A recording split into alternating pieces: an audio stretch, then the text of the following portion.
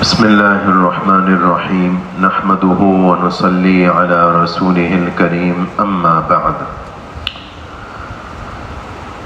آج 70ویں تراویح ہوئی رمضان کی، اور اللہ کا فضل ہے کہ 20 پارے مکمل ہو گئے۔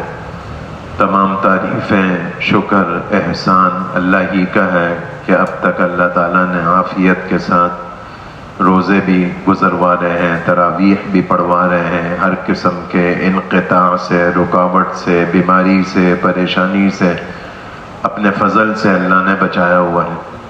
اللہ ہی اپنے فضل سے رمضان مکمل کرا دے، قرآن پاک مکمل کرا دے، اور پوری قبولیت کے ساتھ پوری امت مسلمہ کے لیے اس کو مقدر فرما دے۔ 20واں پارہ آج پڑھا گیا، اس میں ایک تو 2 رکوع، 2.5 رکوع، 3 رکوع بلکہ سورہ نمل کے ہیں جو کل شروع ہوئے تھے۔ سورہ نمل کے کچھ مضامین تو کل ہو گئے۔ اس پارے میں ایک تو پہلے رکوع میں اللہ تعالیٰ نے توحید کو بیان کیا اور شرک کی مذمت کری۔ یہ میں نے کئی دفعہ بات کر لی اور انشاءاللہ کرتا رہوں گا، اس لیے کہ قرآن پاک نے بھی اس موضوع کو بار بار بیان کیا۔ اور میں نے یہ بھی عرض کیا تھا کہ جب توحید کی بات شریعت میں کی جاتی ہے تو مراد یہ ہے کہ اللہ کو صرف مانا نہ جائے، اللہ کو ایک مانا جائے، اللہ کے ساتھ کسی کو شریک نہ کیا جائے۔ اور اللہ تعالیٰ کے ساتھ شرکت میں جیسے سجدہ منع ہے کہ اللہ کے غیر کو ہم سجدہ نہیں کریں گے، ایسے اللہ کی ذات کا کوئی اثر دل میں ہونا یہ بھی شرک ہی کی ایک قسم ہے۔ اسی لیے آپ نے سنا ہوگا کہ جو آدمی ریاکاری کرتا ہے، یعنی دکھلاوے کے لیے کوئی عمل کرتا ہے، وہ گویا شرک کرتا ہے، کیونکہ اللہ رب العزت ہی کی ذات وہ ذات ہے جس کے دکھانے کے لیے ہی کوئی عمل کیا جا سکتا ہے۔ یہ کیسے ہو سکتا ہے کہ میں کسی اور مخلوق کو خوش کرنے کے لیے کوئی کام کروں؟ پھر میں نے یہ بھی شاید عرض کیا تھا، نہیں کیا تھا تو اب کر رہا ہوں، کہ توحید اور اللہ کی قدرت کے دلائل جب اللہ تعالیٰ بیان کرتا ہے تو بہت سادہ انداز سے اللہ بیان کرتے ہیں۔ اس انداز سے نہیں بیان کرتے کہ آپ جیسے پڑھے لکھے لوگ سمجھیں اور سیدھے سادے لوگ، دیہات کے رہنے والے لوگ یہ اللہ کی نشانی اور اللہ کی قدرت کی بات کو نہ سمجھ سکیں۔ اتنی بیسک انداز سے بات کرتے ہیں کہ ہر کسی کو سمجھ میں آ جائے۔ اب جیسے اسی رکوع میں 20ویں پارے کے پہلے رکوع میں اللہ تعالیٰ فرماتے ہیں کہ دیکھو آسمان زمین کس نے بنائے؟ دل پہ ہاتھ رکھ کے بتاؤ، میرے سوا کوئی اور؟ بار بار اللہ تعالیٰ نے 5 مرتبہ یہ جملہ فرمایا، اِلَٰهٌ مَّعَ اللَّهِ، پھر بھی تم میرے ساتھ کسی کو مانو گے؟ میرے سوا کون ہے جو یہ کام کر سکے؟ زمین کو تمہارے لیے کس نے بچھایا؟ آسمان کو چھت تمہارے لیے کس نے بنایا؟ میرے سوا کسی نے یہ کام کیا؟ جب کوئی پریشانی آتی ہے، کوئی بیماری آتی ہے، ڈاکٹر کہتے ہیں اب دوا کی نہیں دعا کی ضرورت ہے، تو تم کیا کرتے ہو؟ میرے سوا کہاں جاتے ہو؟ کہیں تو نہیں جاتے۔ کون ہے جو تمہارے لیے بارش برساتا ہے؟ کون ہے جو تمہارے لیے ہوائیں چلاتا ہے؟ بارش میرے سوا کوئی دنیا کی طاقت ہے جو تمہارے لیے برسا سکے؟ کون ہے جس نے تمہیں پیدا کیا؟ کون ہے جو بچوں کو پیدا کرتا ہے؟ کون ہے جو تو کسی کو موت دیتا ہے؟ اللہ ہی کی تو ذات ہے، میرے سوا کون ہے جو یہ کام کر سکتا ہوں؟ تو اللہ تعالیٰ نے اپنی قدرت کے دلائل بیان کیے، اور ایسے عام فہم انداز سے کہ ہم میں سے ہر کوئی، مرد بھی، عورت بھی، پڑھا لکھا بھی، ان پڑھ بھی، شہر کا رہنے والا بھی، دیہات کا رہنے والا بھی اللہ کی قدرت کی بات کو سمجھ سکے۔ اللہ تعالیٰ اپنے فضل سے اس بات کو ہمارے دل میں اتار دے۔ اگلی سورت سورہ قصص ہے، جو میں شروع دن سے عرض کرتا رہا ہوں کہ موسیٰ علیہ السلام کی ابتدائی زندگی کا بیان 20ویں پارے میں آئے گا، اور ایسا اللہ نے ایمان افروز انداز سے اس قصے کو بیان کیا ہے کہ پوچھے نہیں۔ میں نے آپ سے عرض کیا تھا کہ پرانے زمانے میں حکومتیں اور بادشاہ لوگ اپنی حکومتیں چلانے میں نجومی لوگوں کا سہارا لیا کرتے تھے اور ان کے مشوروں سے گویا پالیسی بنایا کرتے تھے. تو یہ بات آپ کے سامنے آ چکی کہ موسیٰ علیہ السلام کے زمانے میں فرعون وہ بادشاہ تھا. بادشاہ ایسا تھا کہ خدائی کا دعوے دار. اس کو کسی نے یہ کہہ دیا کہ ایک بچہ بنی اسرائیل میں پیدا ہونے والا ہے جو تمہارے تخت الٹنے کا سبب بنے گا. بہت آسان، ایسا بچہ پیدا ہی نہ ہونے دیا جائے. کوئی لڑکا بنی اسرائیل میں پیدا ہو وہ زندہ نہیں بچنا چاہیے. لیکن ہوتا کائنات میں وہ ہے جو اللہ چاہتے ہیں. تو اللہ نے اس سورت کی ابتدا میں حاکمانہ انداز سے فرمایا کہ ایک زمانے میں فرعون بڑی مستی میں تھا اور وہ لوگوں پر بڑے ظلم کرتا تھا، لیکن میں اللہ جو چاہتا ہوں وہ کرتا ہوں. وَنُرِيدُ أَن نَّمُنَّ عَلَى الَّذِينَ اسْتُضْعِفُوا فِي الْأَرْضِ. میں اللہ نے چاہ لیا کہ جن کو کچھ نہیں سمجھا جاتا ان کو اوپر لے آؤں گا، اور جو اپنے آپ کو سب کچھ سمجھتے ہیں ان کو میں نیچے کر دوں گا. نظر نہیں آتا تھا اس زمانے میں کہ یہ بھلا کبھی ہو سکتا ہے کہ فرعون غرق ہو جائے. اور وہ فرعون جس نے بنی اسرائیل کے لڑکوں کو ذبح کرنے کی ٹھان لی، لڑکیوں کو اپنی باندی بنا لیا، وہ اوپر آ جائیں، غالب آ جائیں. لیکن اللہ نے ایسا کر دکھایا. کر دکھانے کے لیے اللہ نے تعبیر، انداز ایسا اختیار کیا. وَنُرِيدُ أَن نَّمُنَّ عَلَى الَّذِينَ اسْتُضْعِفُوا فِي الْأَرْضِ. میں اللہ نے چاہ لیا. نَجْعَلَهُمْ أَئِمَّةً. ہم ان کو حاکم بنائیں گے. وَنَجْعَلَهُمُ الْوَارِثِينَ.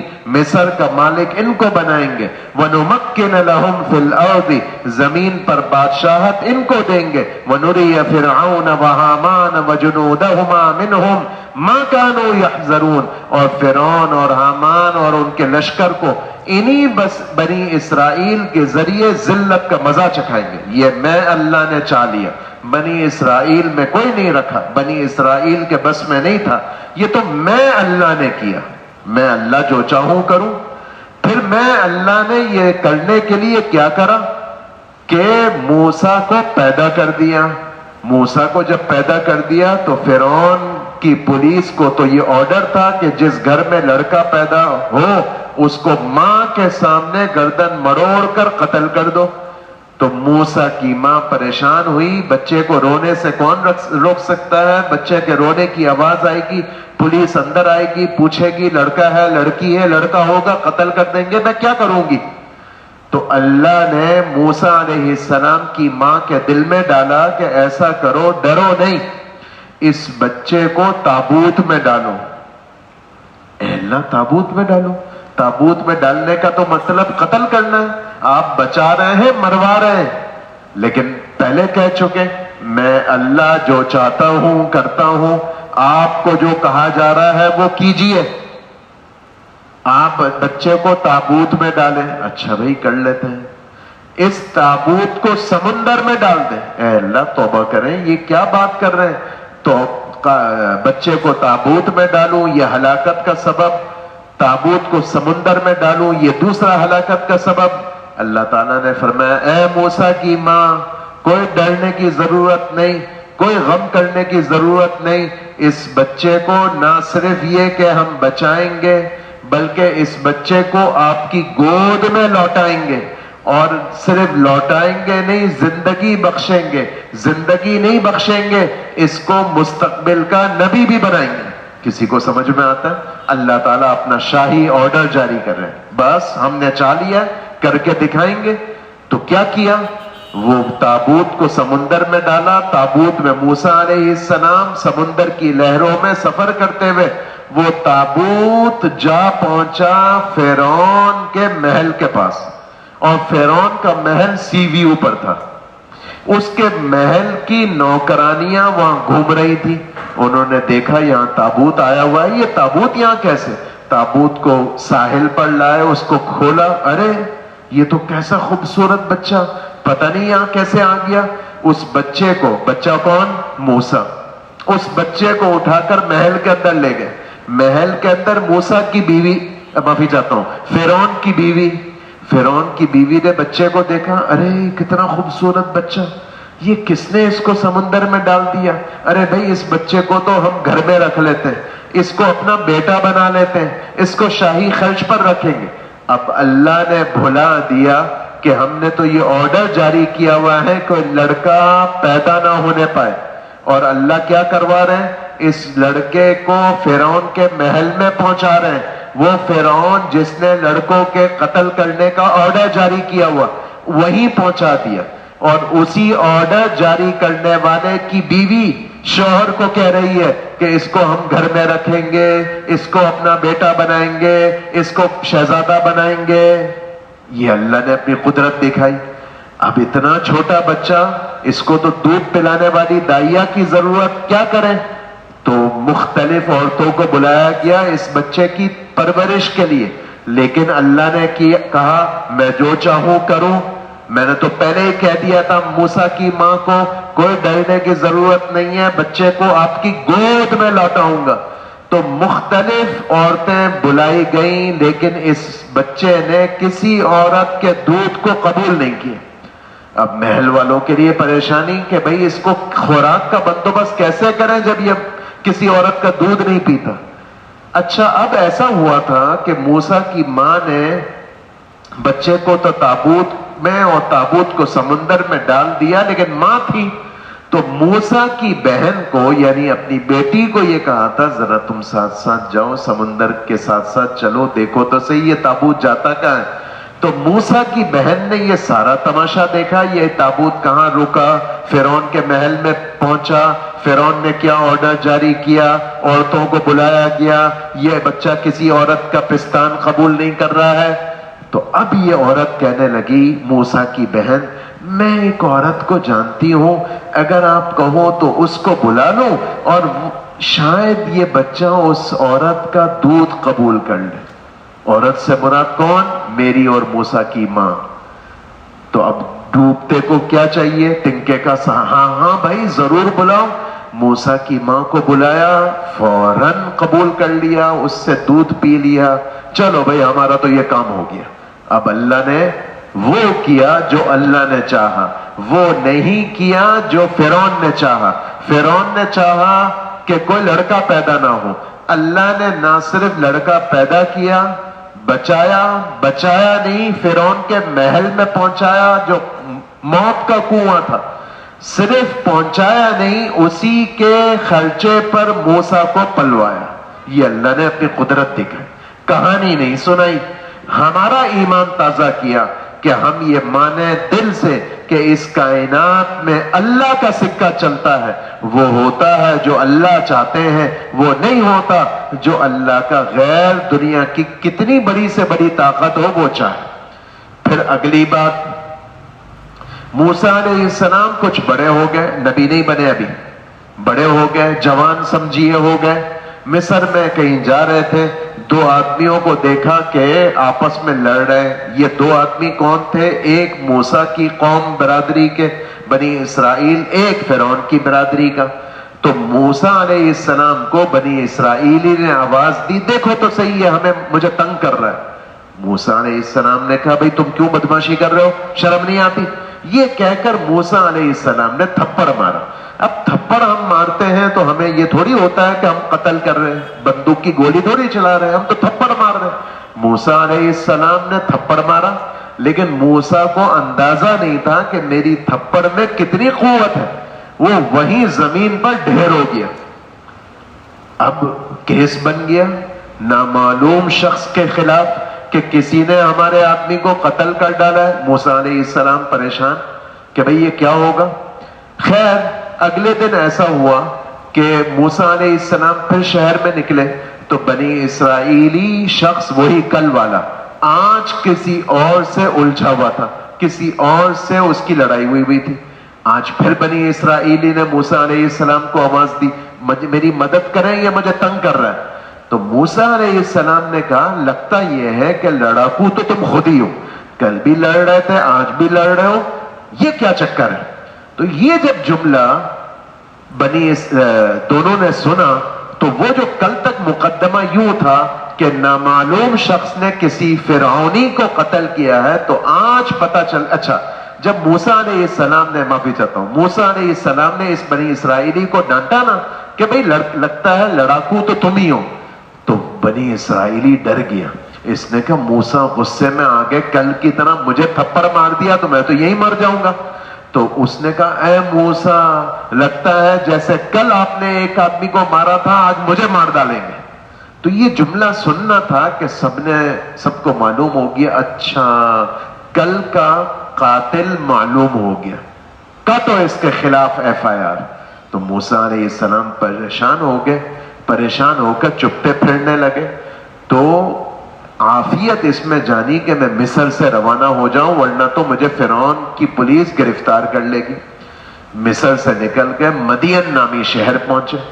اب نئی جگہ، گھر نہیں، گھر والی نہیں، کوئی جان پہچان نہیں، پریشان اداس بیٹھے ہوئے. اسی اداسی کے دوران اللہ سے دعا مانگ رہے ہیں رب انی لما انزلت الی من خیر فقیر. اے اللہ میں تو آپ کی طرف سے ہر خیر کا محتاج ہوں. مجھے گھر بھی چاہیے، مجھے روزی بھی چاہیے اور مجھے بیوی بھی چاہیے. علماء نے لکھا ہے کہ یہ دعا تینوں کاموں کے لیے مجرب، روزی کی تنگی ہو، رشتے کی پریشانی ہو، گھر کی پریشانی ہو، تینوں صورتوں میں یہ دعا مجرب ہے. موسیٰ علیہ السلام نے اللہ سے دعا مانگی، یہ اللہ سے دعا مانگ رہے تھے. اس اثنا میں دور کہیں دیکھا جمگھٹا ہے. میں دیکھو تو صحیح ہے جمگھٹا کیا ہے، تجسس پیدا ہو گئے تو پتہ چلا پانی کا کنواں ہے. اس علاقے میں پانی کی تنگی ہے، لوگ دور دور سے اس کنویں سے پانی نکالنے کے لیے آتے ہیں. اچھا بھئی یہ منظر دیکھ لیے. پھر دیکھا کہیں کونے پہ دو بچیاں بیٹھی ہوئی. بھئی تم کیوں یہاں بیٹھی ہوئی ہو؟ تم کیوں نہیں لائن میں لگی ہوئی؟ ہم شریف گھرانے کی لڑکیاں ہیں، رش میں ہم گھسنا نہیں چاہتے، انتظار کر رہی ہیں کہ رش چھٹ جائے پھر کنویں سے پانی نکالیں گے. اچھا لاؤ مجھے اپنا ڈول، میں تمہارے لیے پانی نکال دیتا ہوں. یہ موسیٰ علیہ السلام نے ہمدردی کر دی اور یہ بچیاں پانی لے کر اپنے گھر چلی گئی. یہ بچیاں بیٹی تھیں شعیب علیہ السلام کی، تو روز پانی لینے آتی ہوں گی اور روز رش کے انتظار کرتی ہوں گی. تو آج واضح بات ہے رش چھٹنے کا انتظار نہیں کرنا پڑا، جلدی کسی نے مدد کر دی، پانی لے کر جلدی گھر پہنچ گئی. تو واضح بات ہے بچہ اسکول سے جلدی آ جائے معمول کے وقت سے پہلے تو پوچھتے ہیں آج جلدی کیسے چھٹی ہو گئی. تو شعیب علیہ السلام نے بوڑھے ہو گئے تھے اس لیے بچیوں کو بھیجا. بچیوں سے پوچھا جلدی کیسے آ گئے؟ تو بتایا ابا جان آج تو ایک نیک دل نوجوان تھا، اس نے ہمارے لیے پانی بھر دیا. عجیب بات ہے، تو پھر تو اس کا شکریہ ادا کرنا چاہیے. اس کو کل بلوا لینا، کل جب پانی بھرنے کے لیے جاؤ وہ ملے تو اس کو میرے پاس لے آنا. چنانچہ ان بچیوں نے پھر پایا موسیٰ علیہ السلام کو وہیں. موسیٰ علیہ السلام بیچارے بے گھر گھوم رہے تھے، آج بھی وہیں مل گئے. بچیوں نے کہا آپ کا بڑا شکریہ، والد صاحب بھی آپ کا شکریہ ادا کر رہے ہیں، آپ سے ملنا چاہتے ہیں، آپ مناسب سمجھے تو ہمارے ساتھ چلیں. موسیٰ علیہ السلام ویسے ہی پریشان اداس تھے، چلو کوئی کمپنی مل جائے گی چل پڑے. اب موسیٰ علیہ السلام کو ان بچیوں نے دیکھا کہ یہ ایسے نوجوان ہیں جو ہمارے پیچھے نہیں چلتے، آگے چل رہے ہیں تاکہ ہم پر نگاہ نہ پڑے، اور ہم سے بات کرتے ہیں تو نگاہ نیچی کر کے کرتے ہیں. یہ کیسے با حیا نوجوان ہیں. خیر گھر پہنچے تو والد صاحب سے ملاقات ہوئی شعیب علیہ السلام سے. بچیوں نے والد صاحب کو مشورہ دیا کہ اس نوجوان کو ہم مزدوری پر رکھ نہ لیں، ہمیں بہت آسانی ہو جائے گی، روز پانی بھر کے لے آئے گا. شعیب علیہ السلام کو یہ بات سمجھ میں آئی. شعیب علیہ السلام نے اس مشورے کو تھوڑا آگے بڑھایا اور یہ کہا کہ اے نوجوان تم جوان ہو، کیا خیال ہے اگر میں تمہاری شادی اپنی بچیوں میں سے کسی بچی سے کر دوں، تم اس کو قبول کر لو گے؟ لیکن ایک بات ہے کہ تمہیں ہمارے ساتھ 10 سال یا کم از کم 8 سال رہنا پڑے گا ہماری خدمت کے لیے. موسیٰ علیہ السلام کو سہارا مل گیا، انہوں نے قبول کر لیا. شعیب علیہ السلام کے اس طرح موسیٰ علیہ السلام داماد بن گئے. شادی ہو گئی اور حسب معاہدہ 8 سال 10 سال موسیٰ علیہ السلام نے ان کے ساتھ خدمت کی. جب وہ مدت پوری ہو گئی اجازت طلب کر کے واپس جانے لگے اہلیہ محترمہ کے ساتھ. اسی زمانے میں ان کی اہلیہ حمل سے تھی اور حمل کے بھی اختتامی دن تھے, گویا ڈیلیوری کے دن قریب تھے, اور موسیٰ علیہ السلام ان کو لے کر جانے لگے اور یہ پریشانی کا وقت بن گیا. گویا وہ وقت آ گیا جس کو اردو میں درد ذہ کہتے ہیں, آپ ڈیلیوری کا وقت کہتے ہیں. تو عورت بیچاری پریشان, موسیٰ علیہ السلام سفر کی حالت میں, سردی کا زمانہ. موسیٰ علیہ السلام کو کہیں دور پہاڑ کی چوٹی پر روشنی نظر آئی, لگتا ہے وہاں کہیں قافلہ ہے, ان کے پاس آگ ہوگی, تم یہیں بیٹھی رہو, میں تمہارے لیے گرمی حاصل کرنے کے لیے, سردی سے بچاؤ کے لیے کم از کم آگ تو لے آؤں. لیکن وہ آگ نہیں تھی بلکہ اللہ کا نور تھا, اللہ کے نور کی تجلی اس پہاڑ پر پڑ رہی تھی. موسیٰ علیہ السلام گئے تو آگ کی تلاش میں مل گئی اس موقع پر اللہ رب العزت کی طرف سے پیغمبری. وہ جو اقبال نے کہا اللہ کی دین کا پوچھئے موسیٰ سے حال, کہ لینے تو گئے تھے آگ کو اور مل گئی نبوت. اس طرح نبوت دے کر موسیٰ علیہ السلام وہاں سے آئے اور مصر گئے. اب اللہ کی طرف سے یہ حکم آیا کہ اب آپ کے ذمے ہے کہ فرعون کو دعوت دیں اور یہ بتائیں کہ وہ خدا نہیں ہے, خدا تو میں ہوں. یہ جا کر موسیٰ علیہ السلام کو کہا گیا کہ دعوت دیں. پھر آگے کا قصہ میں 9ویں پارے میں سنا چکا ہوں اور 16ویں پارے میں بھی میں نے بتایا تھا کہ موسیٰ علیہ السلام نے اللہ سے دعا کی کہ پھر ایسا کیجئے کہ میرے ساتھ میرے بھائی کو بھی نبی بنا دیں تاکہ ہم 2 ہو کر فرعون سے جا کر بات کریں, دعوت دیں. آگے کا قصہ وہ آپ سن چکے. جب موسیٰ علیہ السلام نے دعوت دی, فرعون نے دلیل مانگی, موسیٰ علیہ السلام نے 2 معجزے دکھائے, پھر جادوگروں سے مقابلہ طے ہوا وغیرہ وغیرہ. یہ سارا قصہ آپ جان چکے ہیں. یہ سب اللہ تعالیٰ نے سورہ قصص میں بیان کیا. آگے اللہ نے اسی سورت میں قارون کا بھی تذکرہ کیا.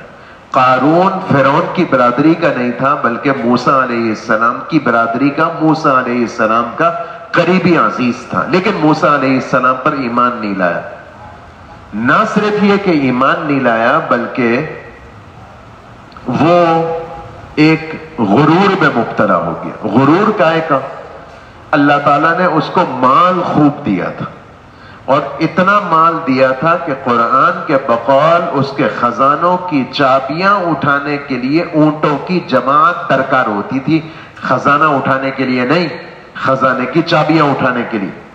کتنے تجوریاں ہوں گی, جب تجوریاں اتنی تو اس میں مال کتنا ہوگا, اتنا مالدار. موسیٰ علیہ السلام کی طرف سے اس کو یہ دعوت دی گئی. یہ اللہ تعالیٰ, دیکھیں ایک بات سمجھ لیں, یہ جتنے قصے اللہ نے سنائے ہیں انبیاء علیہم السلام کے یا قرآن کے جتنے قصے ہیں, یہ مجھے آپ کو ہدایت دینے کے لیے. دیکھیے نا, اگر موسیٰ کا تذکرہ ہے یا کسی دشمن کا تذکرہ ہے, کسی اچھے کا تذکرہ ہے یا کسی برے کا تذکرہ ہے, وہ اچھا شخص یا برا شخص وہ یہ قرآن سن رہا ہے.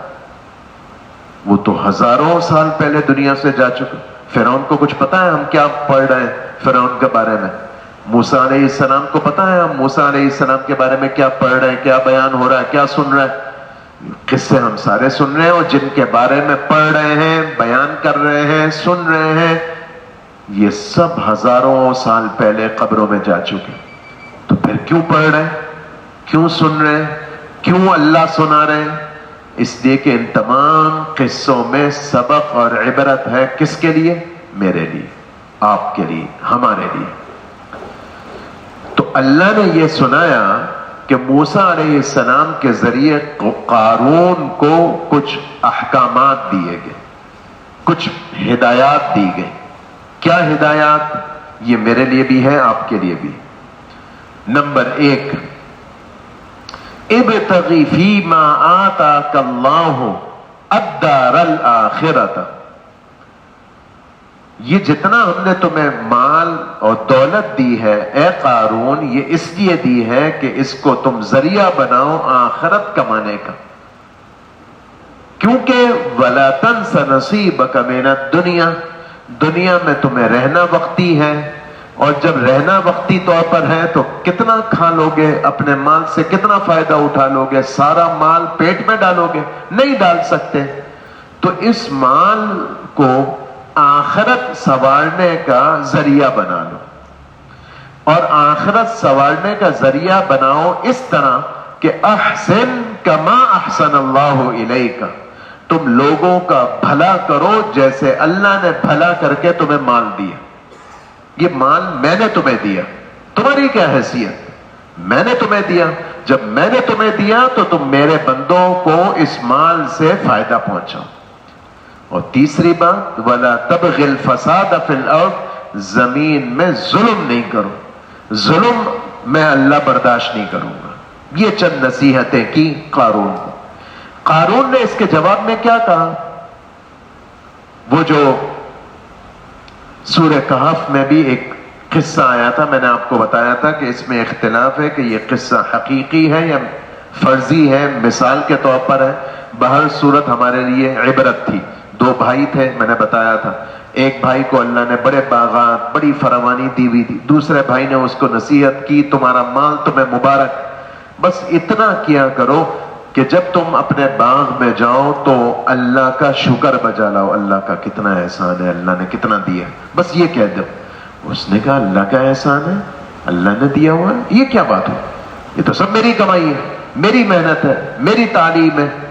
یہی بات قارون نے کہی، انما اوتیتہ علی علم عندی، یہ تو سب میں نے اپنی مہارت سے کمایا، میں کسی کو کیوں دوں، کسی کا بھلا کیوں کروں، کسی اور پر کیوں نوازش کروں؟ یہ میرا مال ہے، یہ اللہ کو برداشت نہیں، یہ اللہ نے سنایا۔ اچھا، اب ایک منظر اور اللہ نے کھینچا، یہ بھی میری آپ کی دکھتی رگ ہے، آپ کی نہیں ہے، میری ہے، میں اپنے آپ کو سنا رہا ہوں۔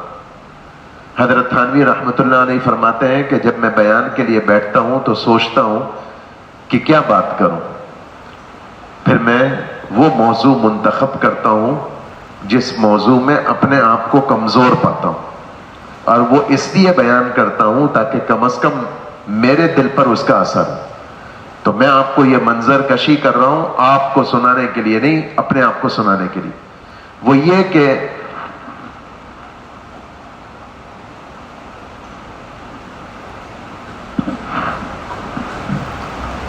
اس زمانے کے جو لوگ تھے وہ قارون کو دیکھ کر للچائی ہوئی نگاہ سے کہا کرتے تھے، ہائے کاش میرا بھی ایسا بنگلہ ہو، میرے گھر کے کارپورچ میں بھی ایسی بڑی بڑی گاڑیاں کھڑی ہوئی ہوں، اور میرا بھی اتنا بڑا کاروبار ہو، کیا بھائی مزے ہیں قارون کے۔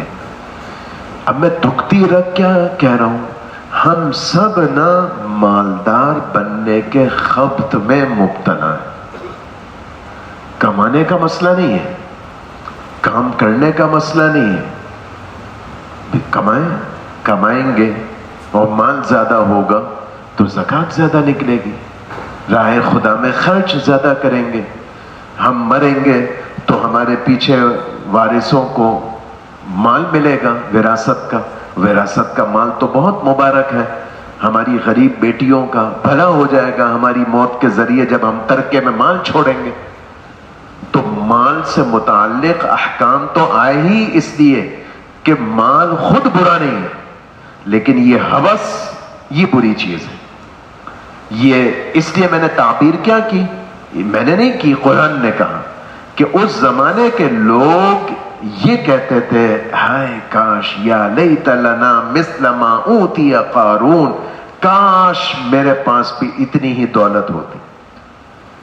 اس زمانے کے جو صحیح علم والے تھے، وقال الذین اوتوا العلم، انہوں نے کہا یہ لالچ نہیں کرو، یہ کمپلیکس کا شکار نہ ہو، یہ احساس کمتری میں نہ آؤ۔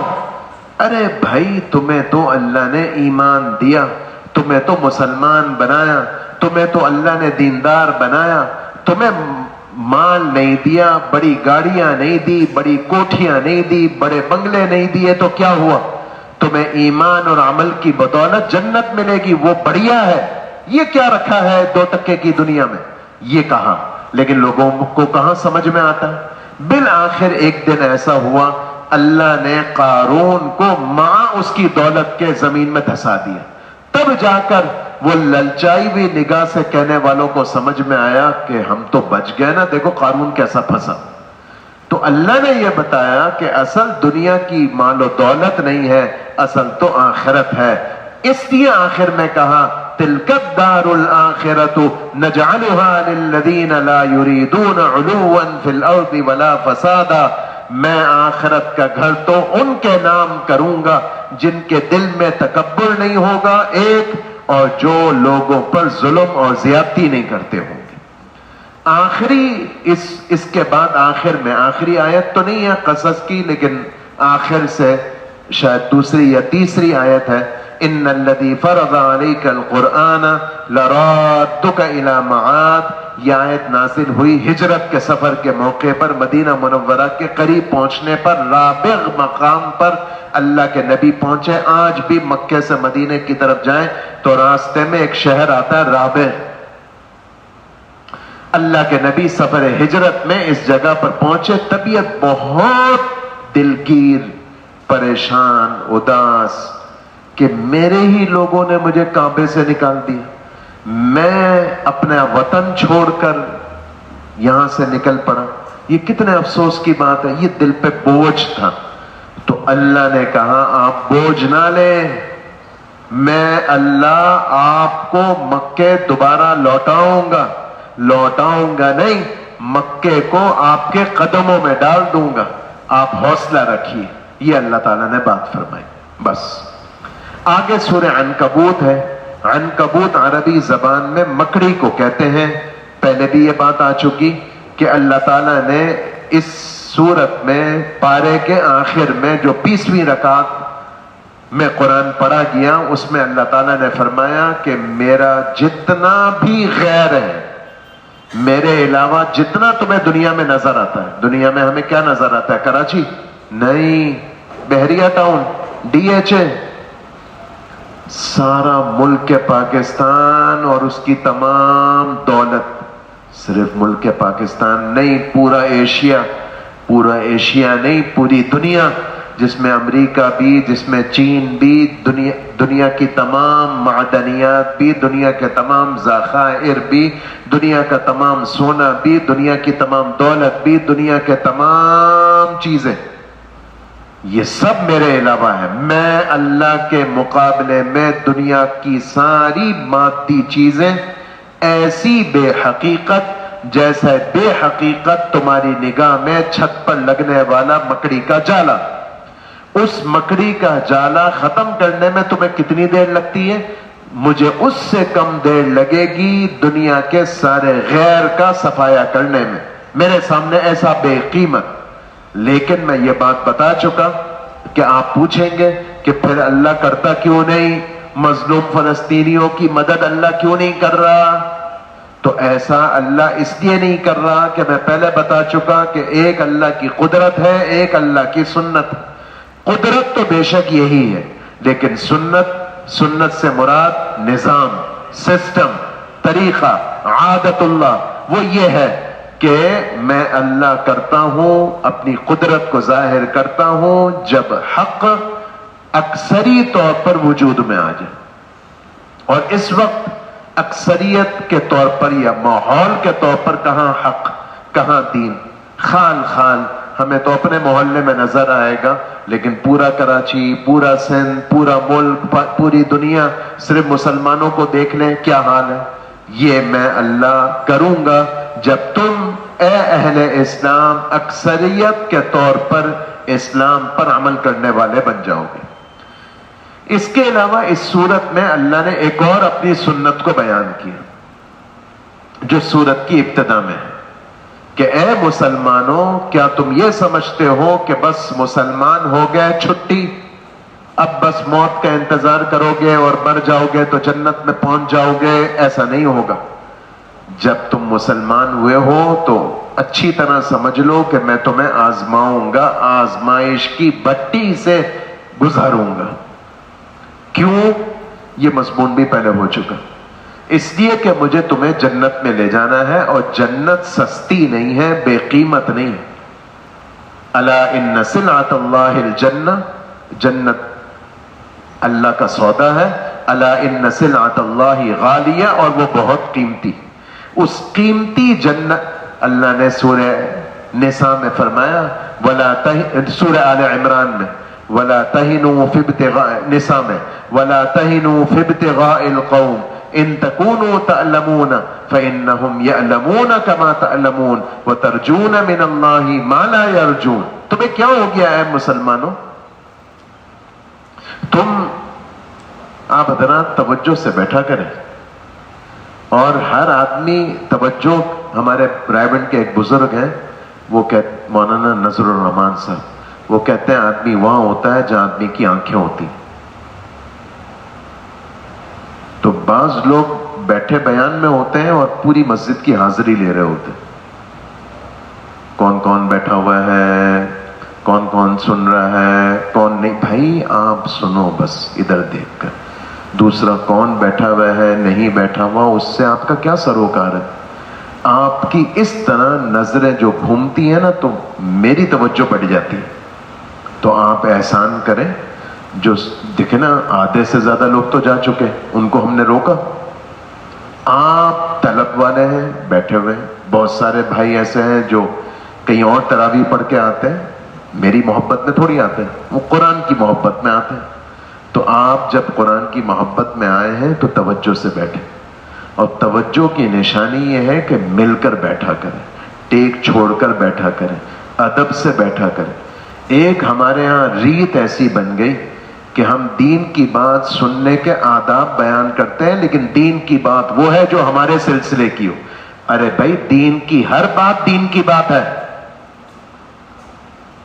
ہاں ہم نہیں بیان کرتے کہ صحابہ ایسے بیٹھتے تھے کہ چادر ڈالو تو درمیان میں خم نہیں آئے، تو وہ کون سی مجلس ہوتی تھی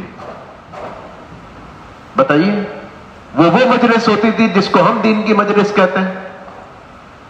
وہی دین کی مجلس ہے، یہ قرآن کی مجلس ہے۔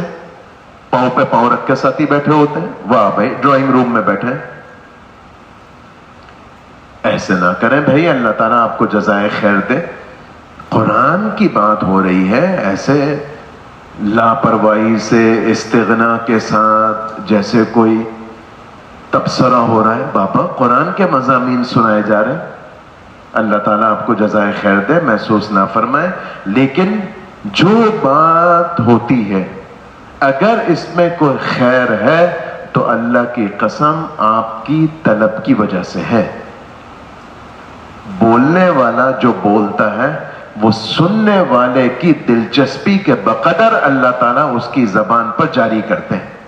ہم پڑھاتے ہیں نا مدرسوں میں، آپ یقین کریں تیاری کرتے ہیں سبق پڑھانے کی رات کو، عین سبق میں کوئی مشکل بات سمجھانے کے لیے اللہ تعالیٰ کو ایسی بات زبان پر ڈالتے ہیں جو رات پڑھی کہیں نہیں ہوتی، اور بالکل دل گواہی دیتا ہے کہ یہ فلانا نیک طالب علم ہے نا، یہ غریب طالب علم ہے نا، کیسا ٹک ٹکی باندھ کر میری طرف دیکھ رہا ہے، شاید اس کی برکت سے اللہ نے دل میں ڈالی ہے۔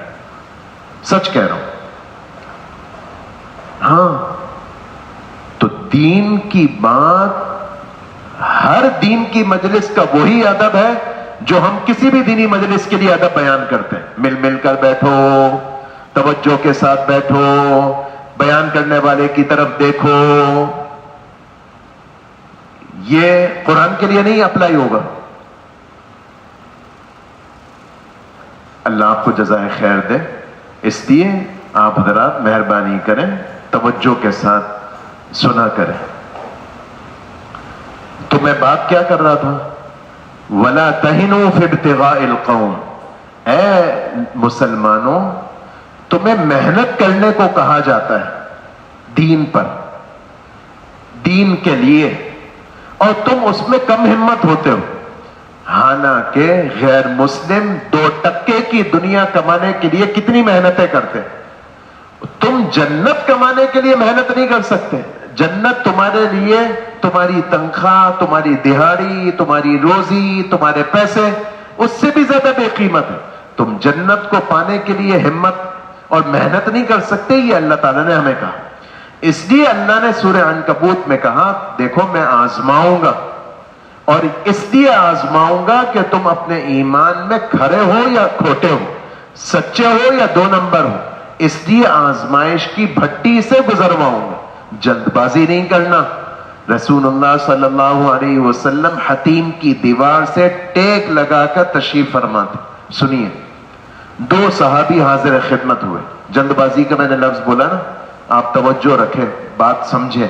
بہت پریشان کن حالات ہیں دنیا کے، اور دل چاہتا ہے کہ میں پھوٹ پھوٹ کر روں. کیوں نہیں اللہ تعالیٰ مدد کر رہے فلسطین والوں کی؟ کیوں نہیں اللہ تعالیٰ ظالم اسرائیل پر کوئی بم گرا رہے، آسمانی عذاب گرا رہے؟ کیوں نہیں ایسا ہو رہا؟ سنیے،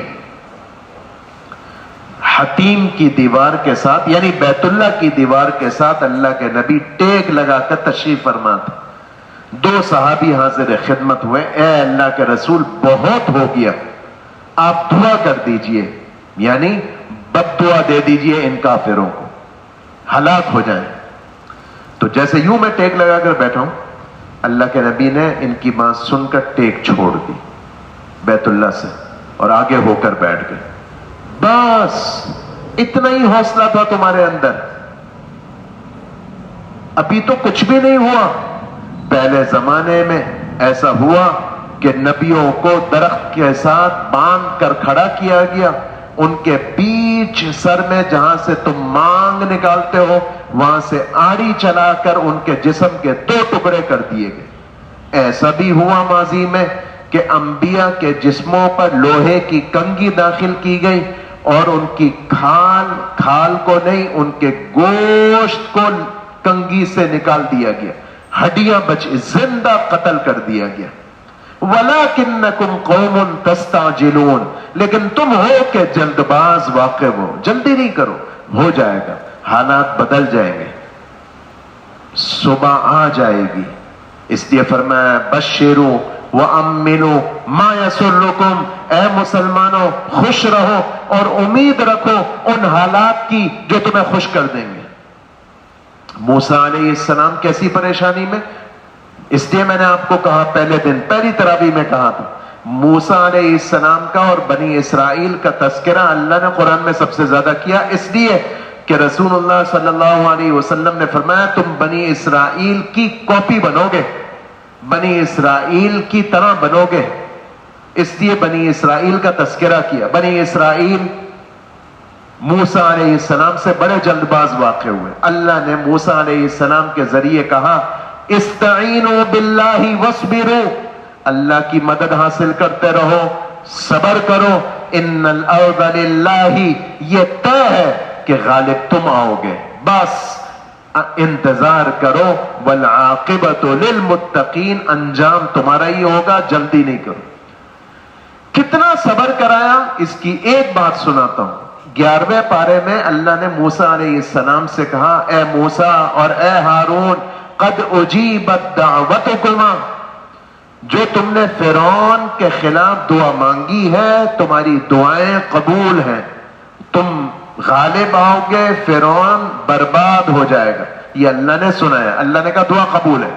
مفسرین فرماتے ہیں جس وقت یہ آیت نازل ہوئی، یعنی جس وقت یہ خوشخبری نازل ہوئی کہ اے موسیٰ اور ہارون آپ کی دعائیں قبول ہیں، اس کے بھی 40 سال کے بعد فرعون غرق ہوا. آپ میری بات سمجھ رہے ہیں؟ تو میں بات لمبی ہو گئی لیکن یہ اہم بات ہے. طبیعتوں میں مایوسی آ جاتی ہے کہ کیوں حالات نہیں بدل رہے، کیوں اللہ کی مدد نہیں آ رہی. اس میں ایک بات تو یہ کہ اللہ تعالیٰ جمہور کو دیکھتے ہیں. جمہور کس کو کہتے ہیں؟ اکثریت کو، جنرل پبلک کو دیکھتے ہیں کہ جنرل مسلم برادری اس کا دینی لیول کیا ہے. آپ دل پہ ہاتھ رکھ کے بتاؤ. ہم جو بظاہر ابھی جتنے یہاں بیٹھے ہوئے ہیں، میں بیان کر رہا ہوں، آپ سن رہے ہیں، ہم تو دیندار گویا سمجھے جاتے ہیں نا. ہماری دینداری معاشرت میں کہاں جاتی ہے؟ آپ دل پہ ہاتھ رکھ کے بتاؤ. معاملات میں ہم کیسے پھسل جاتے ہیں، یہ آپ دل پہ ہاتھ رکھ کے بتاؤ. گھر میں ہم کیسی زندگی گزارتے ہیں، پوچھے نہیں. یہ تو یہاں میں آپ کے سامنے بزرگ بنا بیٹھا ہوں، بیان کر رہا ہوں. میری نجی زندگی، میرے معاشرتی حال، وہ اللہ کو پتہ ہے. یہ تو ان کا میں کہہ رہا ہوں جو دیندار لیبل کے ساتھ ہے، باقیوں کو تو پوچھے نہیں. تو ایک تو مسئلہ یہ، اور دوسرا یہ کہ اللہ کا نظام ہے، اللہ کی سنت ہے، اللہ تعالی احوال بدلیں گے، جلد بازی نہیں کرنی چاہیے.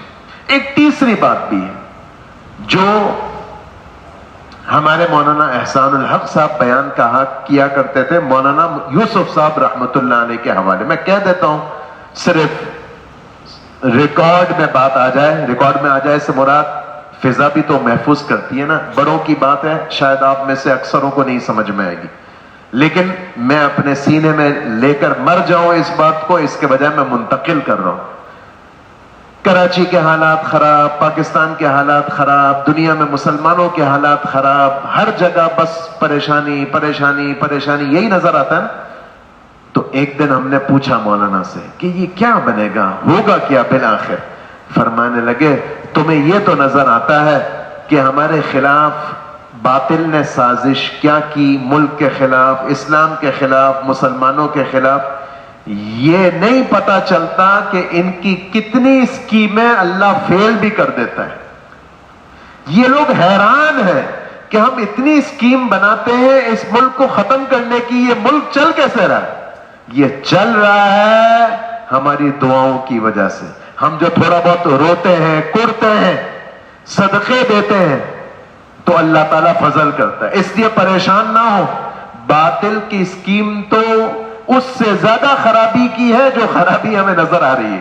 کم خرابی ہوئی ہے، زیادہ خرابی ہونی چاہیے تھی، ملک کو تباہ ہو جانا چاہیے تھا، نہیں ہو رہا.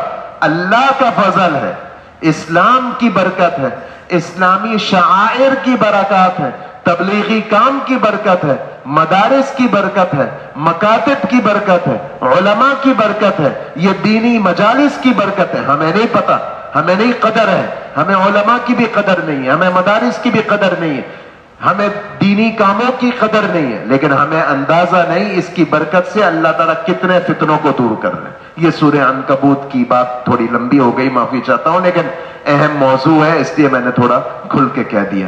اللہم صلی علی محمد عبدک ورسولک وصلی علی المؤمنین والمؤمنات والمسلمین والمسلمات اللہم وفقنا لما تحب وترضى برحمتک یا ارحم الراحمین.